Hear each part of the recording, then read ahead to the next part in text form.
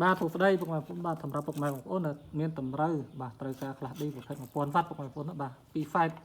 ហើយប្រភេទមានរ៉ូឡេបាទជាផលិតផលកំងពីវៀតណាមពុកម៉ែបងប្អូនបាទប្រភេទនេះនៅមានស្តុកតិចពុកម៉ែបងប្អូនបាទមិនមានចំណាប់អារម្មណ៍អីអាចតេតើមករួចវើតបាទហើយរូបរាងគឺបែបនេះបាទបែបនេះប្រភេទ1000វ៉ាត់2 ហ្វេតបាទប្រាក់ IC 3គ្រាប់ហើយពីភ្លើងគឺភ្លើងវាចូលភ្លើងធំហើយនឹងភ្លើង12វ៉ុលពុកម៉ែបងប្អូនណាបានគឺជាភ្លើង12វ៉ុលចំណែកនេះគឺAL ចូលបាទវាតែមួយច្រកទេមានន័យថា mono បាទចូលមួយចេញមួយបាទប្រភេទនេះពុកម៉ែបងប្អូនណាបាទវាមិនជាប្រភេទ stereo ទេបាទតែមក stereo ទៅពុកម៉ែបងប្អូនរៀប2បតបាទឥឡូវឃើញថា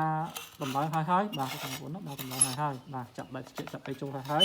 នៅតែចាំរកម្ចាស់ទេបាទចាំរកម្ចាស់ទេពុកម៉ែបងប្អូនចំណាប់អារម្មណ៍មានតម្រូវបាទត្រូវការខ្លះឌី1000វ៉ាត់បាទសម្លេងមិនបាច់និយាយទេពុកម៉ែបងប្អូនបាទប្រភេទខ្លះឌីគឺដឹងតែវាស្អាតហើយបាទស៊ីភ្លើងចាប់ពី50វ៉ុលរហូតដល់100វ៉ុលពុកម៉ែបងប្អូនបាទ100វ៉ុលអញ្ចឹងសួរថាបងបាទហើយចុះបើភ្លើងត្រឹម130អីតើធ្វើម៉េចបាទភ្លើង130ក៏អាចប្រើបានដែរពុកម៉ែបងប្អូនបាទភ្លើង130គឺពុកម៉ែបងប្អូនដូរកន្លែងនេះរេស្តង់2គ្រាប់នេះទៅដាក់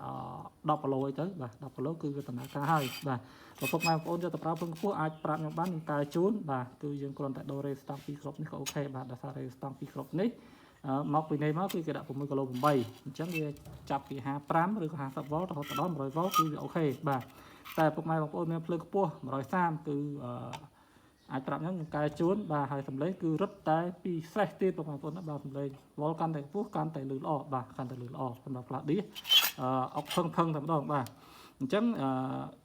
មានតិចពុកម៉ែបងប្អូនណាបាទមានតិចពុកម៉ែបងប្អូនមិនត្រូវការគឺតើតើមកមុនបានមុនបាទតើតើក្រោយគឺអស់ហើយអត់ដឹងទេបាទអរគុណ